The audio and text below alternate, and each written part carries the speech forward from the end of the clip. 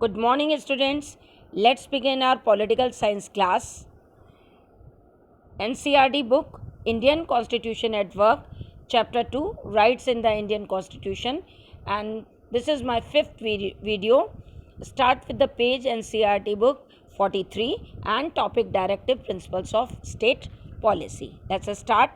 Directive Principles of State Policy are considered to be some instrument or which is prepared by constitution in the form of instruction to the government. So government takes some initiative accordingly for the welfare of society.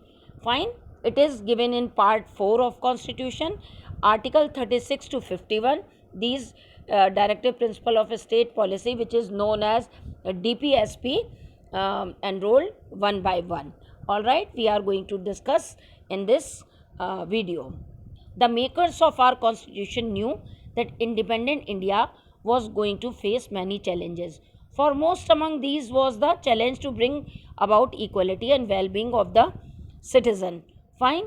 So to overcome these situations, the directive principle of a state policy framed by the constitution, it can be included in part 3, that is fundamental right. But there is a difference. Fundamental rights are protected by the judiciary. That has to be followed or obeyed by all powerful institutions. But directive principles of state policy given in part 4, in which the government wants whatever policy apply by them to protect or to for the development of the society, they follow. They are not bounded by the force of judiciary or any other power. So this is the little difference between directive principle of a state policy. You should have some sort of vision, like government can implement some scheme through which they can develop the society, but they were not enforced by the people.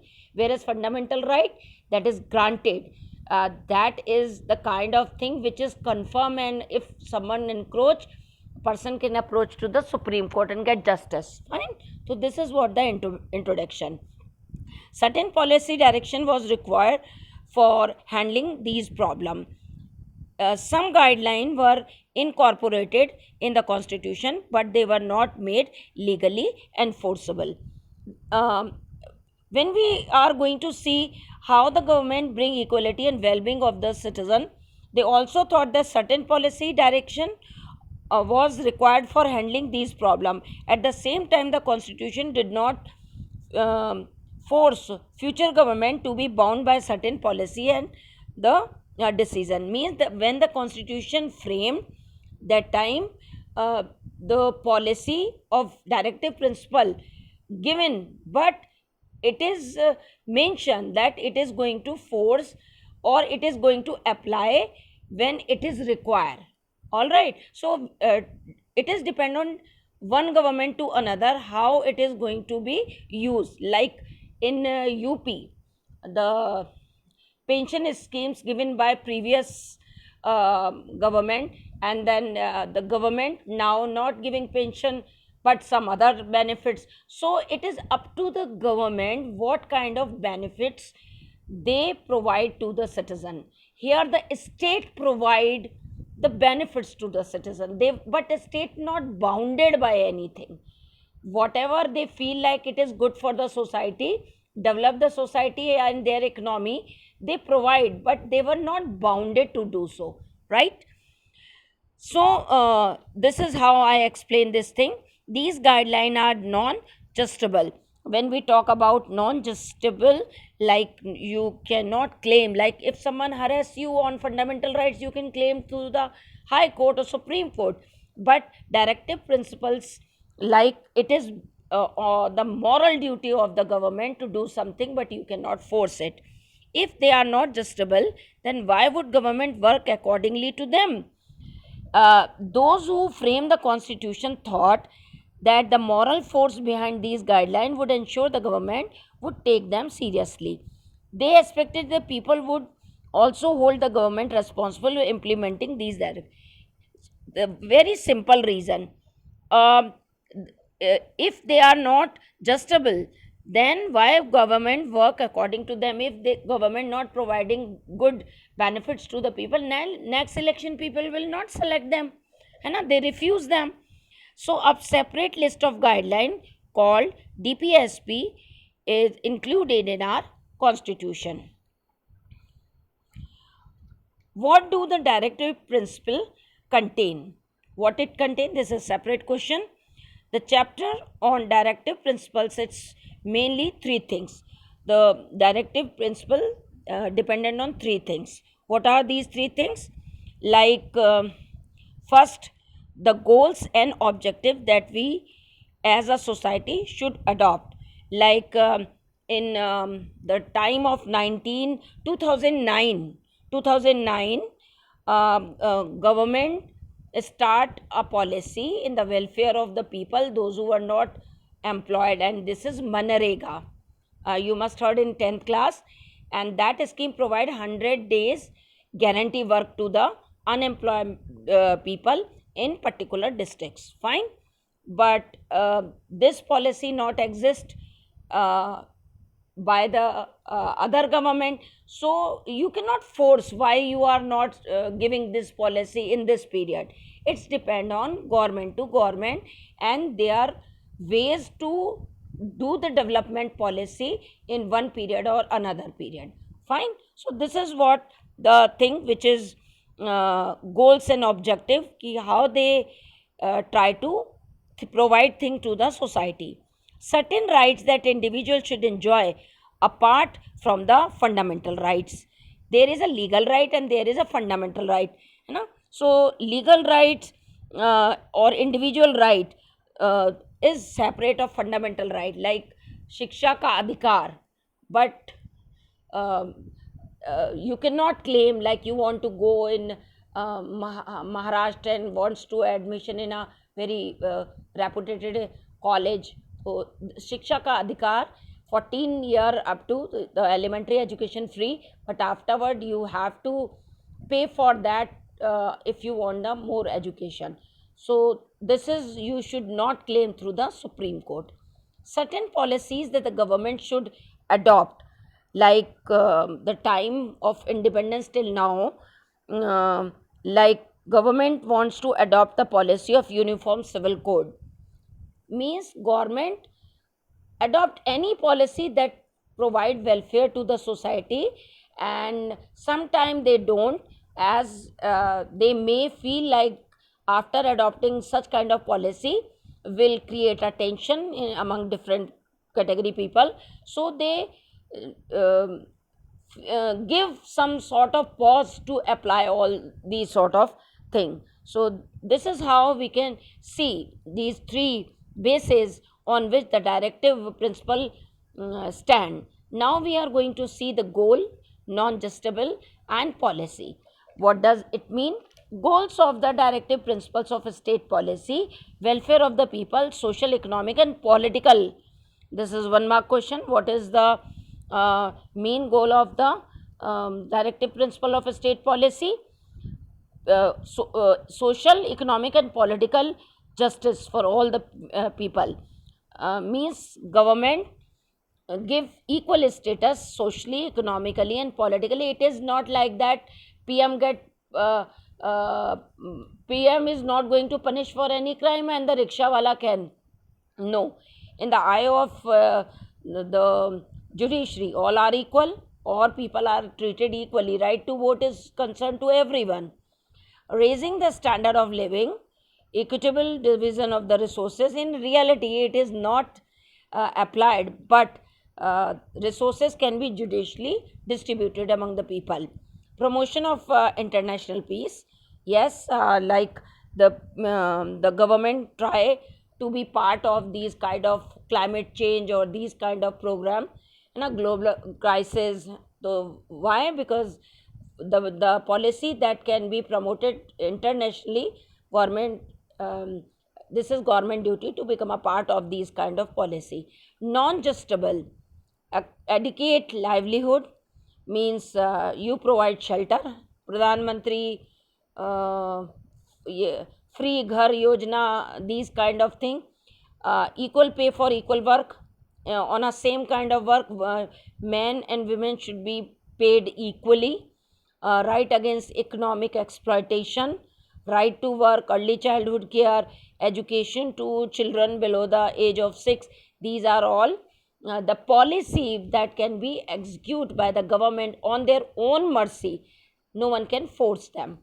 Then policies like uniform civil code, which is still thinking maybe in after 10 year or 20 year, the things which I am talking or teaching you, that become a law. Uniform civil code, Hindu, Muslim, Sikh, Isai under the citizenship of India enrolled, and no one can claim the law according to their religion.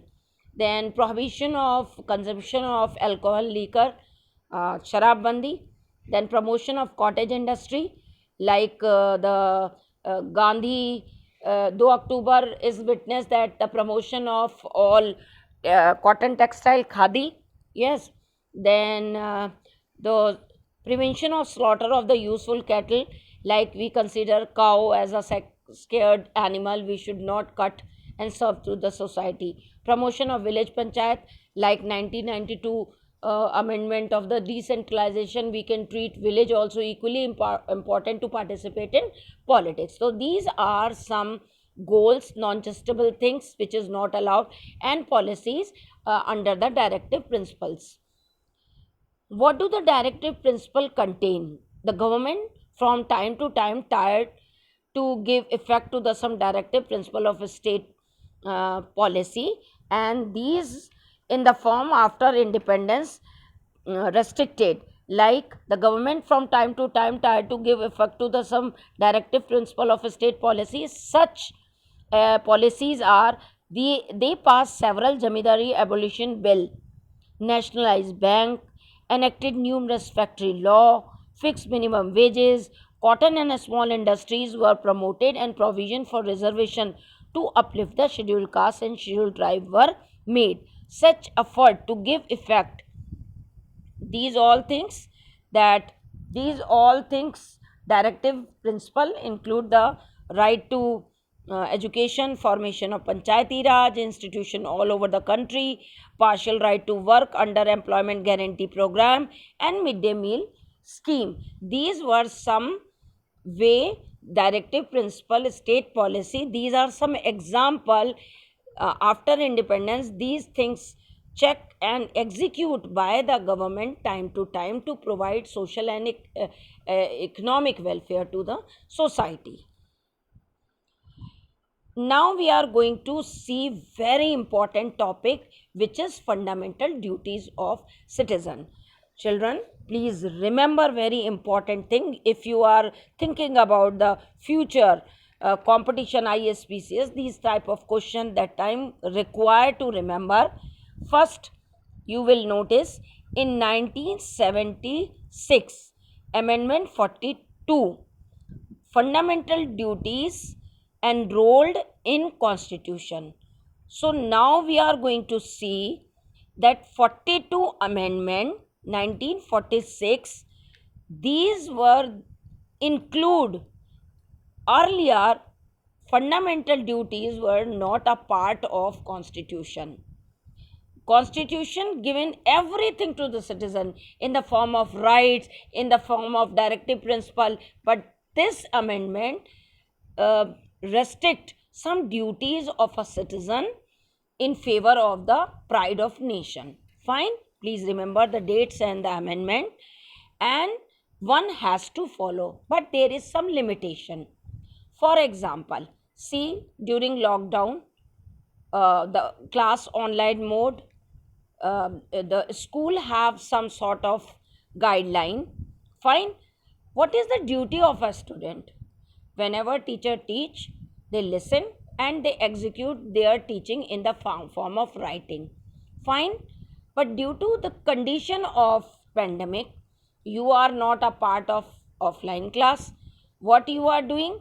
Some of you are very attentive, writing thing, showing that thing to me, but some of are you not listening, not obeying. Even when I am talking, that time you show your presence, but actually you are not present in the classroom.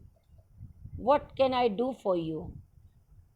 Although one button is with me, I know who's giving answer, remain in my class, and who is not giving answer, I will delete.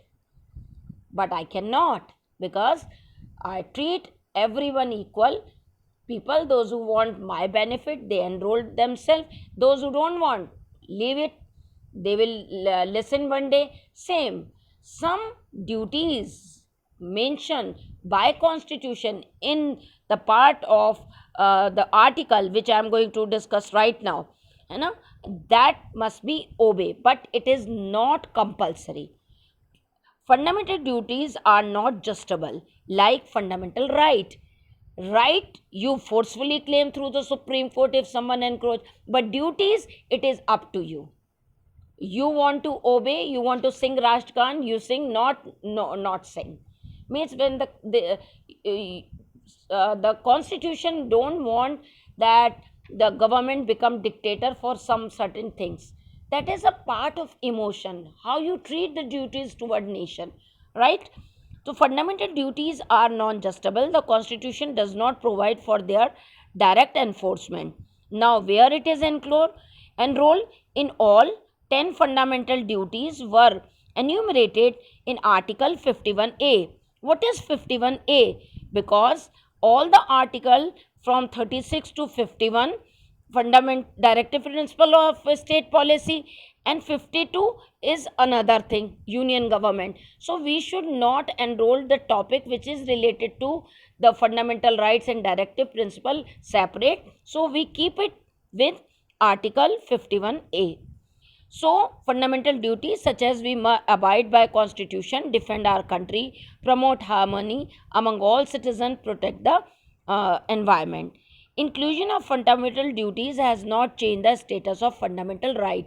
Means fundamental duty, if someone not follow, we should not encroach their fundamental rights. So this is some sort of differences.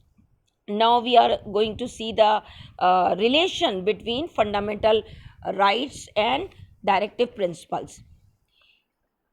Fundamental rights restrain the government. Now please see, it is possible to see both fundamental right and directive principle as complementary to each other. Now see, it's a long question. Fundamental right restrain the government from doing certain things, like they can approach to the Supreme Court if someone try to encroach their right, while directive principle of state policy exhort the government to do certain thing. Government has to do something, fine. In fundamental rights, they get something from the constitution, whereas directive principle policy, they have to do something for the public. Fundamental rights mainly protect the right of individual, while directive principle ensure the well-being of the entire society.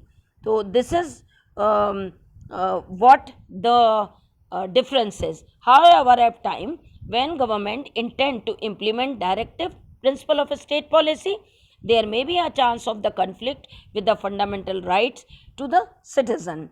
So example, when the directive principle of a state policy scheme abolish the jamidari system, then there is a violation of the right to property. This led to a long legal debate. The government can abolish the jamidari system, as the right to property is the part of fundamental right in those days, but now it is not a part of fundamental right. Please remember, this is question. Relation between fundamental rights and directive principle we discuss more. Different stand from executive and judiciary. Now we are going to discuss this matter with the way. Directive principle of a state policy is the matter when executive try to apply some policy in the field of social welfare, where in that way the right to property taken by the executive, because they want to lay down the road. So private property acquired by the executive to the lay down or progress or development of the society. But judiciary restrict the executive. They said you should not stop the person to be acquired their land, because it's a right of to keep property. in that way, the right to property, those days fundamental right, but afterward the court given order, you should change, bring amendment through the constitution, so right to property, no more right to property as a fundamental right, then you can acquire. This is the suggestion of the Supreme Court. So finally in 1973 the Supreme Court gave a decision that Parliament can abridge this right by an amendment. So after 1973, the things change, and up to 1978, 44th Amendment removed the right to property from the list of fundamental right and made them simple legal right under Article 300A. Why? Because right to property will stop the directive principle in state policy if they want to do something in the welfare of the society and acquired property. The fundamental right allow people to say no for their property. So how development took place if people are not giving their land for the society welfare? So that is why it is removed from the fundamental rights and it become a legal right only 1978 to 44th amendment. Now further debate over the amendment also. Government, Parliament wants to amend any part of the constitution, whereas court, Parliament cannot make amend the violated fundamental rights. Now there is another another debate, like fundamental right, if start amending all the rights by the Parliament, so one day they will amend the right to freedom also, or right to life also. So Supreme Court restrict, no government allow to encroach the right to freedom. Otherwise, it is a disaster. When the government acquired power, they will encroach this right. Controversy was settled in the judgment of Keshav Nanda Bharti case, where there are certain basic feature and that basic structure that cannot be changed by the Parliament. This is Keshav Nanda Bharti case, which is given by the Supreme Court order. Right to freedom you should not encroach, as it is a fundamental right. So Parliament also cannot touch some of the rights that is granted by the Constitution. So that's all for today. I hope you understand. All the topics are very important for competitive point of view. Thank you very much. Have a nice day.